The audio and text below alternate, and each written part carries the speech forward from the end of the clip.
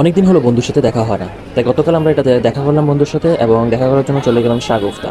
এবং জায়গাটা খুবই ভীষণ ভিড় ছিল, আশেপাশে অনেক ফুড কার্ট ছিল, হোটেল ছিল, চারপাশে মানুষের মানুষ, তার সঙ্গে খাওয়ার জন্য কত রকম স্টল আর দোকান রয়েছে। এত সব দেখে বন্ধু বললো আজকে কোনো নিয়ম টিয়ম মানবো না, আজকে যখন যা ইচ্ছা তাই খাওয়া শুরু করবো, তাই খাবো। আবার কবে দেখা হয় না হয় বলা যায় না, আসলে সবাই ব্যস্ততার মধ্যেই থাকে। তাই আমরা ফার্স্টে শুরু করলাম ফুচকা দিয়ে। ফুচকা খাওয়ার পর আমরা একটু ঠান্ডা হওয়ার জন্য আমরা চলে গেলাম ফুড ড্রিঙ্ক, একটা কোল্ড ড্রিঙ্ক নিয়েছি, কোল্ড ড্রিঙ্কটা খেয়ে সম্পূর্ণ করেছি। তারপর কিছুটা ফ্রেশ হয়ে এবার আমরা চলে গেলাম স্পেশাল চিকেন মোমোর দিকে।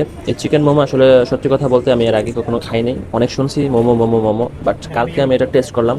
আমি জানি না এই জায়গাটার ভেতরে কি এটা ভালো লাগলো না নাকি কি, আমার কাছে চিকেন মোমোটা স্পেশাল কোনো কিছু লাগে নাই।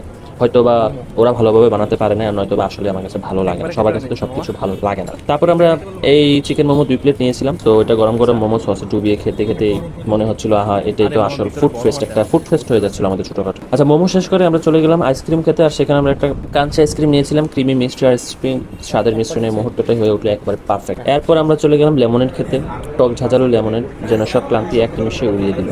খাওয়া শেষ করে একটু ঘোরাঘুরি করলাম, একটু গল্প করলাম, হাসাহাসি করলাম। আগে আর বিদায়ের আগে শেষ মুহূর্তে মনে হচ্ছিল আরেকটা আইসক্রিম খাবো, তখন আমি বন্ধুরে বললাম চল আরেকটা আইসক্রিম খাই, তখন ও বললো হ্যাঁ সমস্যা নাই চল। তারপর আমরা আরেকটা আইসক্রিম খেলাম, সো ওইটাও ক্রাঞ্চি, ওইটা রক ছিল একটা চকলেট ফ্লেভারে, এবং ওটা চকলেট ছিল উপরে মোড়ানো। তো ওইটা করেই আমরা বিদায় জানিয়ে সুন্দরভাবে যার যার বাসায় চলে আসি।